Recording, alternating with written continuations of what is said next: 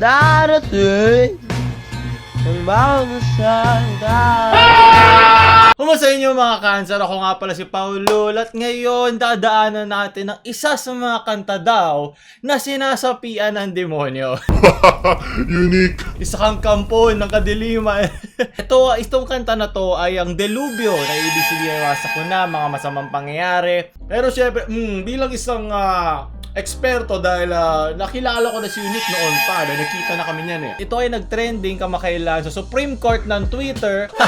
Mahinang nilalang, natatakot ka sa isang kanta. Pwe! Nakakuha ito ng sobrang daming comments at mga teorya, di ba? Mga batang lumaki sa conspiracy theory at napilitan tuloy, hindi ko alam kung na-pressure sila. Napilitan sila i-unlisted yung kanta. Unlisted, ibig sabihin, sa larangan ng YouTube, ang ibig sabihin niya, hindi mo na ito pwedeng i-search. Pag hinanap mo ito, hindi ito lalabas. Pero, nandito pa rin yung link sa YouTube ko. Kaya kung meron kang link nito na ilalagay ko sa description, mahahanap mo pa rin ito. Pero ngayon, dadaanan muna natin. Di ba halata sa aking suot? Siyempre, di natin pwede pakinggan dire-diretso. Magagalit ang OC record. So, bigyan natin ng ating background check. Hindi na bago kay Unique gumawa ng mga kanta na sabihin na natin hindi pang mainstream. Gumawa siya ng isang kanta na tinatawag natin experimental music. Maririnig mo to sa iba't ibang mga banda, sa iba't ibang parte ng mundo, sa iba't ibang nila mga albums tulad ng Rev 9 ng Beatles.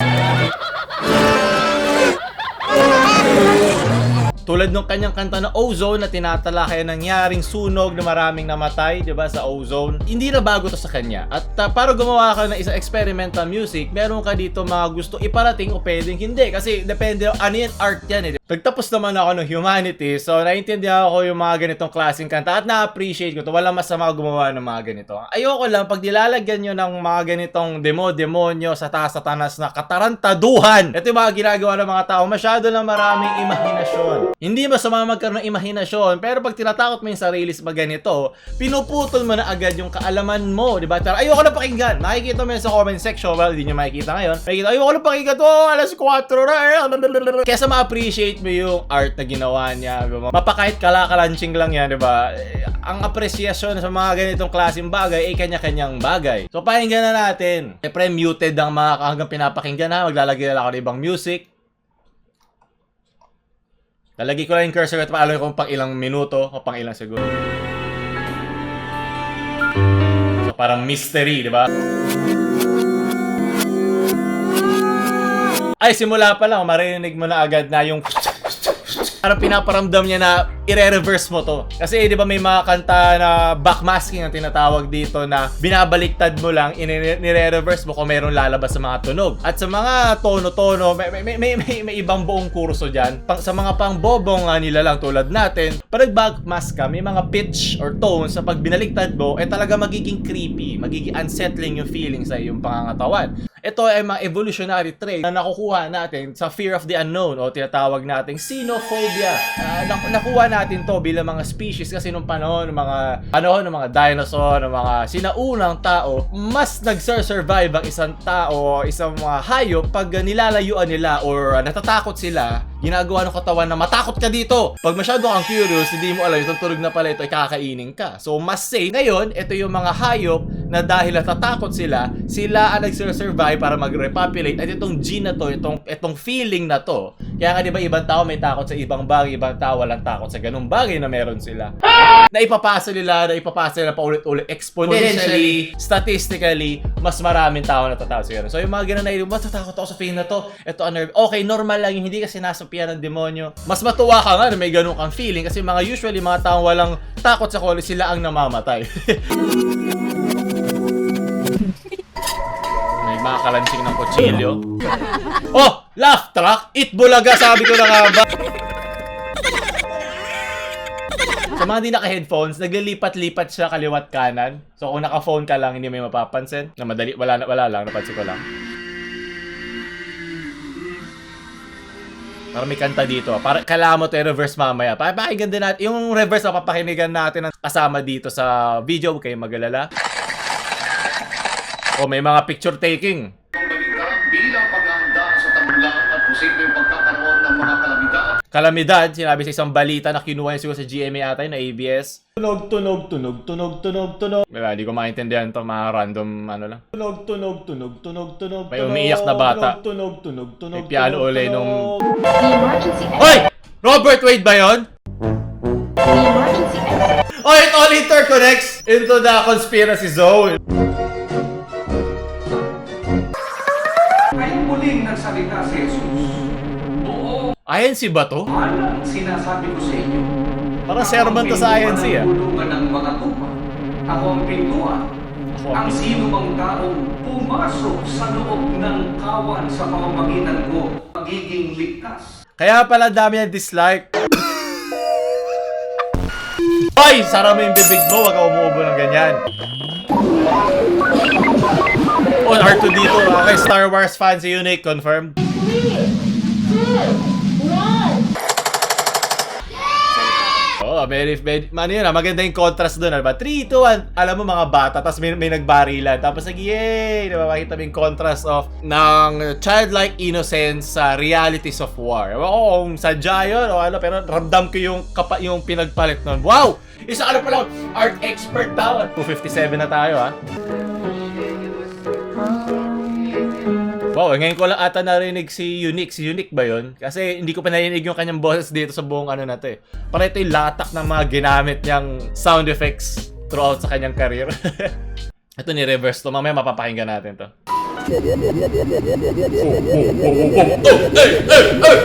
Kaya di ako nag-ahit eh. Para mukha akong art expert. Ayun. As I recall, you really want to hear about it?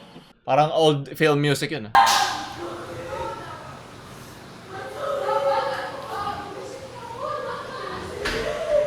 Mga babaeng parang tino-torture eh. Uy. Ano ba? Nag-sorry siya. Ganda yung, isa na naman tong contest, diba? Parang kala mo parang may nagpapatayan na nagsusuntukan na nagsasabunutan sa lo. Tapos bigla yung cut ng, tapos, elevator music lang na, wala na. Ipagpatuloy nyo lang yung ginagawa sa pang-araw-araw, wala kayo nakikita ngayon, diba?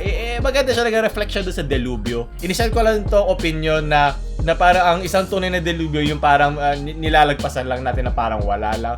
Kasi hindi mo na may iwasan ng mga delubyo tulad ng gera. Pero yung parang kalimutan mo lang or turn a blind eye para wag mong tignan to mga to tulad ng mga ginagawa kayo ng mga takot at takot dyan na mga lumaki sa conspiracy theories. Ayun ang kanilang mindset. Maganda pala to, nagkakataon ng mga bagay-bagay. O pinipilit ko lang kasi 'di ba, ganoon ang art. Kung meron kayo sarili nyo, comment nyo lang down below.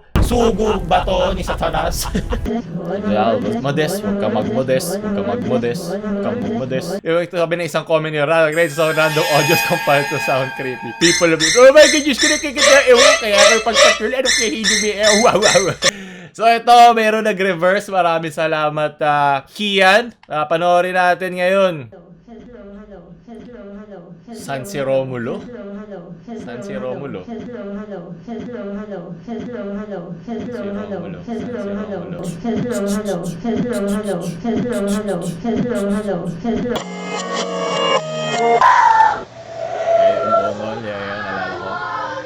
Yung mga ganito nire-reverse, halos lahat ng nire-reverse nagiging creepy yung tunog. So, huwag kayong matakot, huwag kayong mabigla. Kaya ko balik tayo sinasabi ko, para iba sa sila mo kaya, pwede natin gawing creepy si Taguro, di ba? Normal naman yan pag nire-reverse mo kasi kailangan mo maintain yung pitch and whatnot. Basta may mga siyensya sa likod niya kung bakit natatakot sa mga low pitch, para sa mga high pitch naman pag matanda ka na kasi di mo naririnig. Basta, hindi ka sinasapian o kumakita. Okay, so ito pa rin yung umuungol ng mga babae. Yeah. Oh, you're right.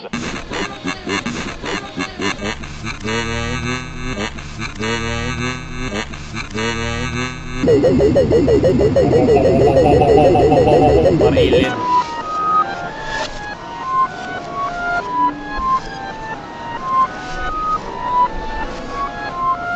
Wala akong maintindihan. Pero okay lang, kasama sa experiment.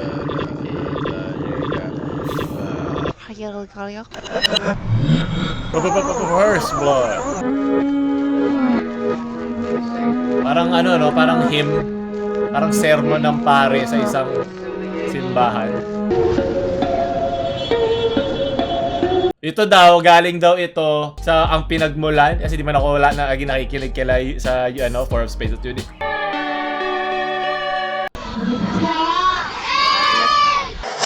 Ay, mga bata. Ito yung naglilipat-lipat. Ay, 3, 2, 1.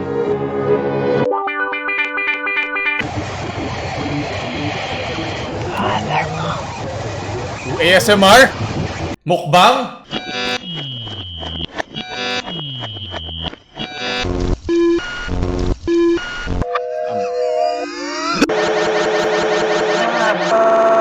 Kaya hindi yung tawa ko pa nakita ko ng Robert Wade. Merong sinasakal. Ay, siya naman ulit.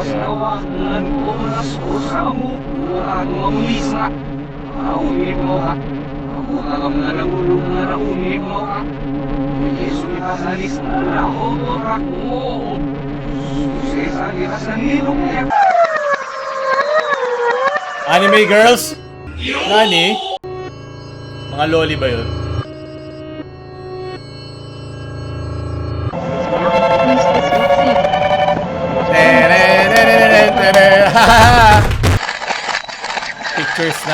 Pictures.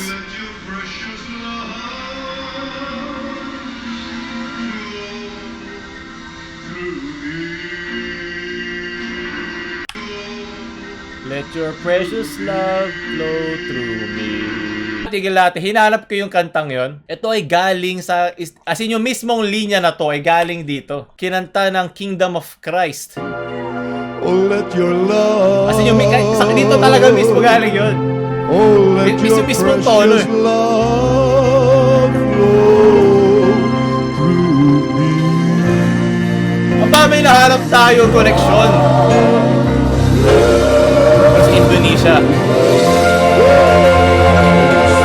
Iba't ibang ano ng Christianity. So, pwede natin sabihin, may INC, siguro pinapakita niya rito sa isang dilubyo, may iba't iba tayong pinagkukuhanan ng lakas. O pwede rin namang isipin na galing din sa dilubyo, mga relihiyon na to. Kasi kung maalala mo, pinasok ang Christianismo dito sa Pilipinas sa pakikipaglaban at pakikipaggera sa ating mga natives. Diba? Dinala yun dito. Hindi naman like bumagsak na lang yung dalay ng mga Espanyol, ay pagsaksakan, ay pagpatayan sa mga natives natin dito, sila Lapu-Lapu.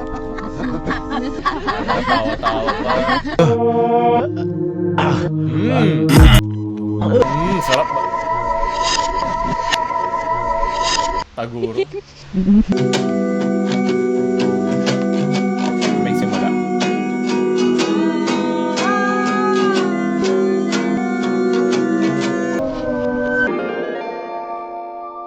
Napakinggan na natin yung delubyo ng Binaliktad. Kung hindi ka man sanay sa mga ganitong klaseng music, eh okay lang yun. Pero kaya pala napilitan ako si Regos na i-unlisted to kasi siguro hindi pa sanay, lalo na ang mainstream, makarinig ng ganito. Okay, siyempre yung mga ganito, mga niche communities, mga malilito komunidad lang, nakaka-appreciate ng mga ganitong hindi talaga conform sa mga sanay na tayong kanta o yung mga same chords, mga 'di ba? Kaya nga meron yung kanta na dire-diretso plus 4 na chords lang ginagamit kasi ninunguya at niluluwala ng paulit-ulit ng mga templated na kanta kasi alam nila itong bumebenta sa masa, 'di ba? Okay lang 'yun, hindi na wala lang masama na makinig sa mga ganong kanta, pero ang kahulugan na experimental music ay lumayo sa mga ganon na paulit-ulit, 'di ba? Ang mga script sa ABS at GMA, paulit-ulit ng mga series, paulit-ulit ng mga... Kasi alam nila, yun ang madaling kainin ng masa. No, ngayon to, nung nilabas yung Unique na sabihin na nating mas mainstream sa normal na mga artists, nang naglabas siya ng ganito, nabigla ang kanya audience. Siguro yung mga bata, syempre natatakot sa ganyan, hindi nila alam. Marinig mo naman dito yung mga gera, marinig mo dito yung mga balita, mga nangyaring karahasan sa mga kababaihan, kasi mas marami nangyaring karahasan sa kanila. Isang malaking delubyo ang Robert Wade, so paulit-ulit ang paggamit nun. Pero wag kayong matakot dito. Okay lang na laruin yung ang imahinasyon nyo. Yun nga ang point na experimental music eh. Diba lagi nilalait ang mga arts, diba? Oh, sila mo kumikita dyan. Yeah, kahit sino pwede ganyan. Pero ngayong panahon ng ng quarantine at ng lockdown, saan kayo pupunta? Sa arts, di ba? Hindi naman sa siyensya, hindi naman sa ano. Pinapakita nito yung gaano ka-ambiguous o gaano karaming kahulugan ng isang bagay pagdating sa arts. Kung meron man sa talas ngayon yung mga hindi sumusunod sa ating lockdown. So doon tatapos ating pagkilatis sa kampo ng kadiliman na si Unique. Awa nyo na, huwag kayo magparo sa mga itong conspiracy. Enjoy nyo lang yung kanta ng normal na parang kahit anong kanta, gumawa kayo ng sarili nyong kahulugan, pero huwag nyo itong katakutan. Kasi ang katakutan na ang nagsisimula ng katangahan. Dahil ayaw mo na alamin ayaw mo na tinataguan mo na, kalabanin mo, puro kaya ng tunay na cancer, kalabanin mo, kilatisin mo, kainin mo, at ikumpara mo sa iba pa mga kanta. At sigurado naman ako, yun ang gusto iparating ni Unique dito, na gumawa ng sarili mong kahulugan sa aking ginawa. Kasi ako mismo, di ko naiintindihan yung ginawa ko. Ako ulit si Paulo Laranggi, ang inyong kampo ng kadiliman ng kabobohan, para magbigay liwanag sa mga ganitong klaseng panahon. I-share nyo sa inyong mga kampo ng kabobohan ng mga kaibigan, at kung nyo naman subscribe. Paulo out.